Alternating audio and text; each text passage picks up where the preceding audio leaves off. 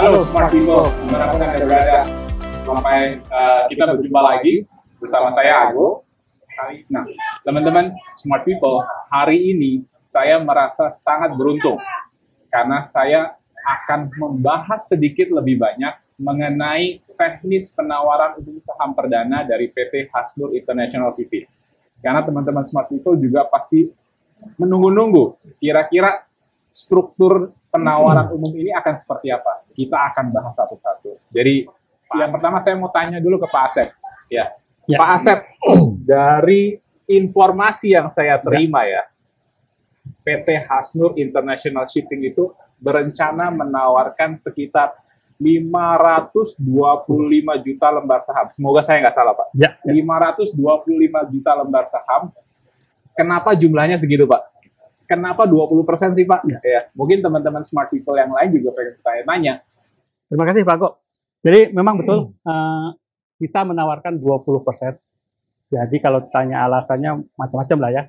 Tapi yang paling utama adalah kita comply dengan regulasi yang ada. Comply dengan regulasi yang ada, Pak? 20%. Gitu Oke. ya. Terus yang lainnya, kenapa 20% juga kita sudah melakukan riset pasar.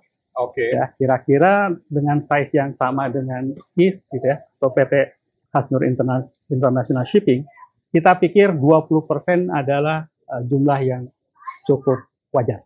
Oke. Kita berketetapan bahwa 20% yang akan kita lepas ke pasar, mudah-mudahan sambutan dari pasar akan bagus gitu ya. Oke. Kita harapkan seperti itu. Oke, Pak, ya. Kita tidak hanya sekedar IPO gitu ya. Dengan embel-embel nanti PT Hasnur International Shipping Tbk, Ya. tapi juga kita berkeinginan bahwa saham kita menjadi saham yang aktif di pasar sekunder. Aktif di pasar sekunder. Betul. Nah, ya, itu Sehingga penting sekali, Pak. tujuan kita melantai di bursa itu tercapai gitu ya. Tidak Baik. sekedar Tbk, tetapi memang kita saham yang aktif gitu. Menarik bagi para pemain di bursa. Nah, kira-kira, Pak ya, Ya. dari 20% itu semuanya saham baru atau ada saham pemegang saham yang lain yang ikut dijual, Pak? Nah, ini menarik ya, pertanyaan yang sangat menarik gitu ya. Karena jujur nih, Pak, Betul. sebelum ini saya sempat dibisikin, tolong dong tanyain itu, Siap, karena siap. itu menjadi penting nih, Pak. Ya kan? Kira-kira gimana, Pak? Jadi untuk Smart People sekalian gitu ya, ini sangat berterima kasih sekali muncul pertanyaan seperti ini gitu ya. Boleh saya jawab pribadi bahwa tidak ada satupun saham dari yang existing kita lepas.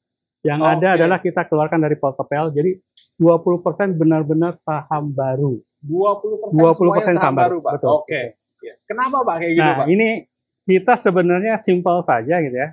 Sama dengan kalau kita lihat kredonya Hasnur, Oke. grow together, develop the future. Grow together, develop the future. Nah, ini yang menyebabkan kenapa kita keluarkan saham baru. Kita ingin sama-sama tumbuh, berkembang, membangun masa depan dengan pemegang saham publik. Luar biasa. Jadi kita sama-sama bareng-bareng gitu ya, bagaimana kita kembangkan perusahaan ini sehingga menjadi perusahaan yang sangat diminati oleh mitra kita. Sebelum saya lanjutkan ya, Pak, mungkin saya sedikit mengingatkan buat teman-teman Smart People untuk download prospektus dari penawaran umum saham perdana PT Hasnur International Shipping melalui QR Code yang ada di layar kalian ya. Oke. Nah, kita lanjutin ya, Pak. Boleh, silakan. Dari tadi Pak Pahed belum sempat ngomong nih, Pak, ya kan? Siapa? Saat ini kita sedang dalam periode penawaran awal ya, Betul, Pak. atau istilahnya book building. Iya. Apa yang melandasi penetapan harga tadi, Pak? Valuasi tadi. Jadi yang pertama kita memang untuk menghitung valuasi ini kita menggunakan 3 metode. Oke. Jadi yang pertama kita menggunakan discounted cash flow, Oke. lalu kita menggunakan EV/EBITDA, lalu yang ketiga kita menggunakan PE.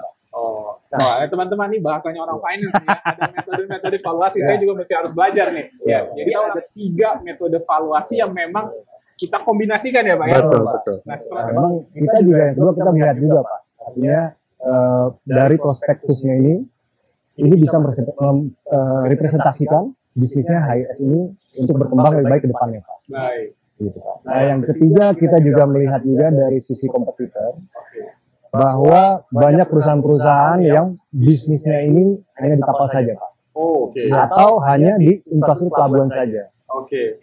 Nah sementara di HIS dan anak perusahaan ini adalah kombinasi keduanya Pak, gabungan Pak. Jadi kita punya bisnis kapal dan juga infrastruktur pelabuhan. Oke. ditambah kargo. Ditambah kargo. Nah, kargonya juga Ada dari kargo sendiri. juga. Kargonya dari Jadi, sendiri kita sendiri. Bisnis utamanya adalah shipping, Shipping. lalu ada kepelabuhanan Betul. dan jasa kepelabuhanan. Betul. Betul. Di dalamnya juga ada logistik ya Pak ya? Betul. Bisa saya tambah sedikit Pak? Boleh, boleh. Jadi sebenarnya kekuatan lain dari HIS ini adalah kita punya kepastian kargo Pak.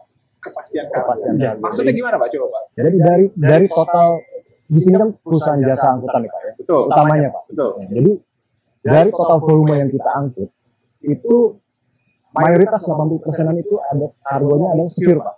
Secure. 80% adalah secured cargo. Secure cargo Betul. karena berasal dari grup kita sendiri Pak. Dan ini pun kita punya kontrak jangka panjang. Oke. Jadi ini adalah salah satu kekuatan dari HIS di pasar Pak, bahwa secara kargo kita secure Pak. 80% dari kargo yang diangkut oleh HIS itu merupakan secured cargo. Betul Pak. Ya, artinya sebetulnya company nggak usah capek-capek nyari kargo dari tempat lain ya Pak ya. Dari Iya. grup sendiri aja itu cover. istilahnya kapal-kapal kita nggak pernah nganggur ya Pak ya. Betul Pak. Malah kurang. Malah kurang. Malah kurang. Marah kurang. Kita baru 30% ya. Ya. baru Pakai sekitar pakai kapal kita sendiri dari kargo yang ada itu baru 30%. Oke. Masih banyak uang. Oh, Ya. baik, luar biasa. Jadi memang kargo kita tuh benar-benar secured ya. Secure Pak. Kalau meminjam istilah market, kita punya captive market. Captive ya. market, betul Ya, sekali. di saat pemain-pemain kapal yang lain mereka mungkin harus memutar otak Iya. gimana caranya dapetin kargo, tapi untuk HIS sendiri kita tidak perlu itu ya. Muter otaknya lebih beda. Muter otaknya otaknya bagaimana nambah kapal. Nambah kapal. Oh, luar biasa. Muter otaknya adalah bagaimana nambah kapal. Artinya bagaimana memperluas skala usaha. Salah perusahaan kita betul Pak. Oke, baik. Tadi kita udah tahu kita integrated business model. Sebetulnya Pak, secara operasional ya Pak, yang bisnis pelabuhannya itu bagaimana dia bisa mengkontribusi istilahnya value added Pak terhadap shipping company-nya, shipping bisnisnya sendiri Pak. Iya. Makasih Pak. Jadi sebetulnya dengan saat ini pelabuhan itu sudah beroperasi Pak. Ya. Sudah sistem. Tapi tentunya kita berharap akan mengembangkan pelabuhan ini ke depannya lebih baik lagi, lebih besar lagi. Dan inilah yang akan memberikan kontribusi yang besar juga kepada HIS. Oke. Kira gitu Pak. Ini saat ini kita juga sedang mengembangkan Betul. kapasitas itu. Kalau boleh kita tambahkan, jadi di Indonesia sekarang ada 200 sampai 300 badan usaha pelabuhan. Oh, oke. BUP ya. BUP Betul. Badan Usaha Pelabuhan. Ada Ya, sekitar 200. 200-an. Jadi itu yang boleh berusaha di bidang kepelabuhanan. Oke. Jadi tidak sembarang PT. Itu Harus izin usaha ya Pak? harus ada izin usaha. Oke, baik. Kita termasuk yang pertama sebenarnya. Oke. Ya, dia baru puluhan kita sudah masuk. Gitu ya. Oke. Tetapi memang kita sekarang konsentrasinya adalah ke terminal khusus batubara. Kembali tadi ada 200 sampai 300 badan usaha pelabuhan.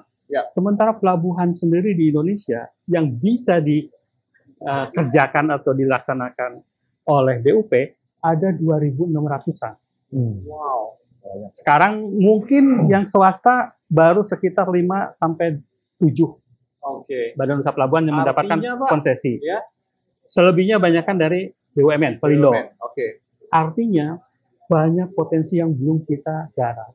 Ya. Tadi seperti dikatakan sama Pak Fahed, Ya. kita sedang mengembangkan sayap kita tidak hanya di Kalimantan, Baik. karena terminal khusus kita ada di Kalimantan Selatan sama Kalimantan Tengah, Ya. tetapi kita nyebrang laut ke Sulawesi, Ke Sulawesi. tepatnya Sulawesi Barat.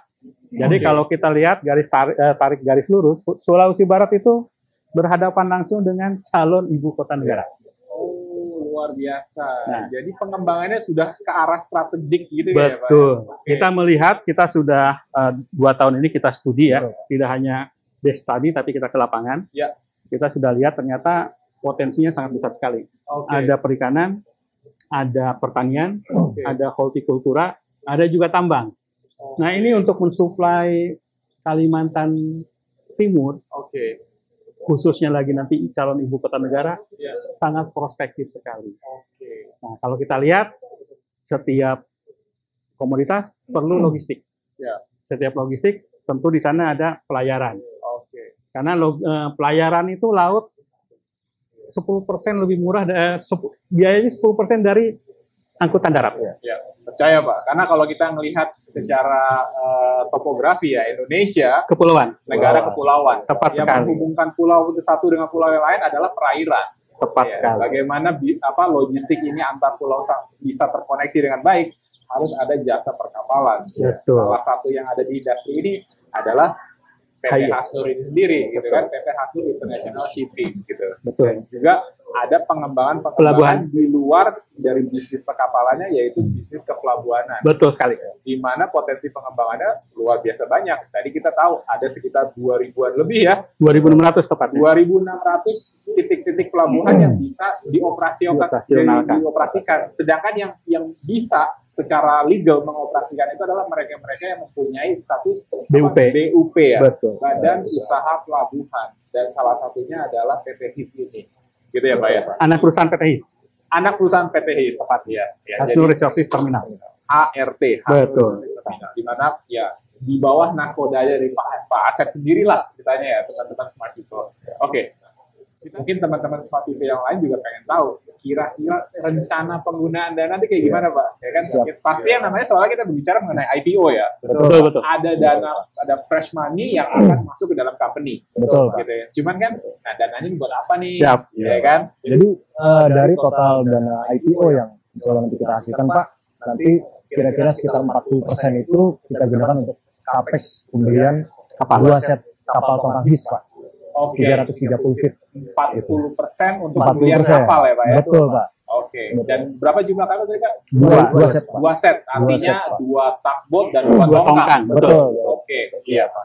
Nah, lalu 30%-nya kita akan gunakan untuk modal kerja perusahaan ini sendiri Pak. Oke. Karena ya tadi dengan menambahnya capex, size company makin besar, ini jadi kita juga butuh dukungan modal kerja Pak. Oke. Ya tujuannya nanti ke depannya secara cash flow operasional juga akan lebih baik. Baik. Oke. Nah, lalu 30% lagi sebetulnya ini untuk pengembangan di pelabuhan. Betul. Pengembangan usaha pelabuhan. Betul. Ya? Oke. Berarti yang akan dilakukan oleh entitas anak ya Pak? Entitas ART, betul. ART. Karena memang Pak, tadi seperti Pak Asep sampaikan bahwa saat ini total kapal HIS yang dimiliki oleh HIS kan sekitar 11 set Pak ya. Ya. Nah, ini bisa mengcover 44% dari total volume. Oke. Total volume yang HIS yang angkut setiap tahunnya. Oke. Nah, target kita sebetulnya dengan penambahan capex ini kita bisa meningkatkan seluruh mengcover yang volume naik menjadi sekitar 62 sampai 65%. Dengan kapal sendiri. Dengan kapal sendiri. Dengan kapal sendiri. Tentunya Selama ini dengan- sewa. Iya. Selama ini kita sewa. Selama ini kita sewa. Sewa. Oke, baik. Tentunya kan kalau dengan kapal sendiri margin kita akan lebih baik Pak. Pastinya. Pastinya. Antara kita punya sendiri dengan kita pinjam dari orang lah ya ceritanya kan. Oke. Jadi kalau boleh saya tambahkan untuk ke pelabuhanan di Sulawesi, saat ini kita sudah masuk. Oh, sudah dalam Sudah tahap. masuk, tapi Oke. memang tahap awal. Jadi kalau kita mau berusaha di pelabuhan gitu ya, ada beberapa stage gitu ya. Dari mulai konsesi yang paling sulit gitu ya, sama dengan sewa. Oke. Konsesi pengalaman kami itu butuh 5 sampai 7 tahun untuk kita mendapatkan konsesi dari pemerintah. Oke. Nah, tapi ada yang untuk shortcut itu kita sewa dulu. Oke. Nah, kita per 2020 ya, 2020 Pak. tahun kemarin kita sudah melakukan sewa lahan di Pelabuhan Tanjung Cilopo tepatnya. Ya. Itu sekitar 8.000 meter. Ada lahan terbuka, lahan penumpukan, sama gudang. Oke. Nah, ini diharapkan dengan kita masuk, ada kegiatan kapal, kita bisa melakukan kegiatan bongkar muat dan penyewaan lahan. Ya. Nah, ke depan kita sedang dalam proses untuk tidak hanya 8.000 meter, tetapi seluruh infrastruktur kita akan sewa. Oke. Kalau yang ini kan cuma 3 tahun ya, Iya. 3 tahun, kita melihat kalau 3 tahun terlalu pendek gitu ya, cukup untuk belajar saja kalau 3 tahun gitu ya. Oke. Nah, kita pengen lebih dari sana, jadi ada peluang secara regulasi sampai 50 tahun. Peluang pengembangan usaha pelabuhan hingga 50 tahun. ke depan. Untuk Luar biasa. seluruh infrastruktur yang ada, Oke. 100% kita sewa. Baik. Nah, ini sudah kita diskusikan Ya. dengan stakeholder, dengan pihak-pihak terkait, Ya. dan insya Allah mungkin di awal Juni ya, Awal kita Juni. sudah akan layangkan surat permohonan. Siap. Nah, dari sana bergulir, nanti mudah-mudahan kita bisa disetujui.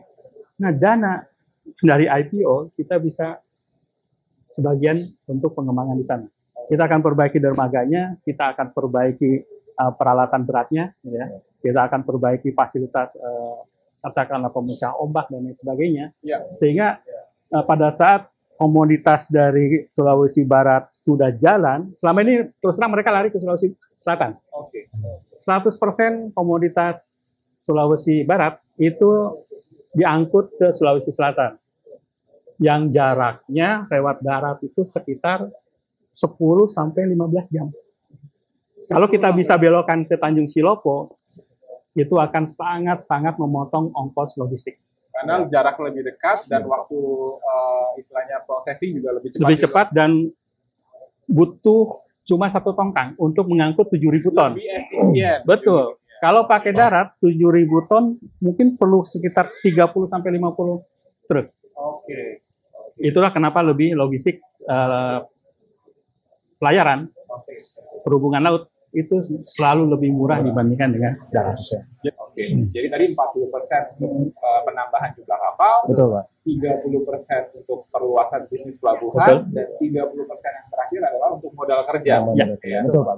Dan kalau kita lihat dari tiga-tiganya nih, teman-teman smart people, ternyata semuanya ini adalah komitmen pengembangan usaha company. Jadi tidak ada sepeser duit pun yang istilahnya dalam tanda kutip dihambur-hamburkan ya Pak ya. persis, Karena memang persis. semuanya tujuan dari IPO Iya. ini adalah untuk pengembangan usaha. Itu kelihatan dari rencana penggunaan dana ini. Semuanya dikhususkan untuk perluasan bisnis yang sekarang sudah ada dan menuju ke depannya akan seperti apa. Ini sangat penting sekali teman-teman semua ya Pak ya. Nah Pak, mungkin terakhir Pak, kalau boleh 1 poin aja Pak, ya kan? Apa yang Bapak pikirkan mengenai PT Hastur International Shipping? Kalau dari saya, kalau saya sebagai investor ngelihat bahwa ini masih banyak ruang atau potensi yang bisa diraih Oke. karena integrated tadi. Punya Potensi kargo, pertumbuhannya ya, punya kargo, punya pelayaran Ya.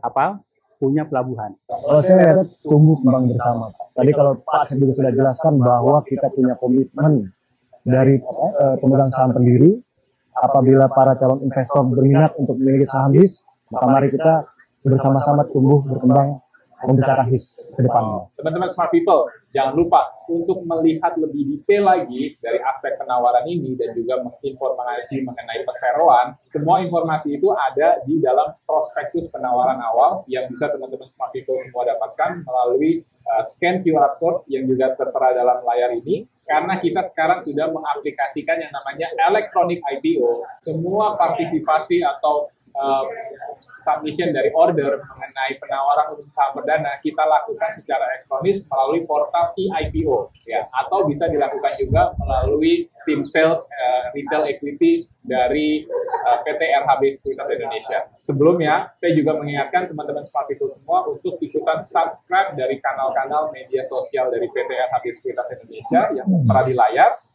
Tolong di-subscribe, di situ semua informasi-informasi mengenai investasi dalam pasar modal Indonesia, teman-teman smart itu bisa dapatkan. Terima kasih waktunya Pak. Sama-sama Pak Algo. Pak Heru. Salam profit. Salam profit. Sehat-sehat semua.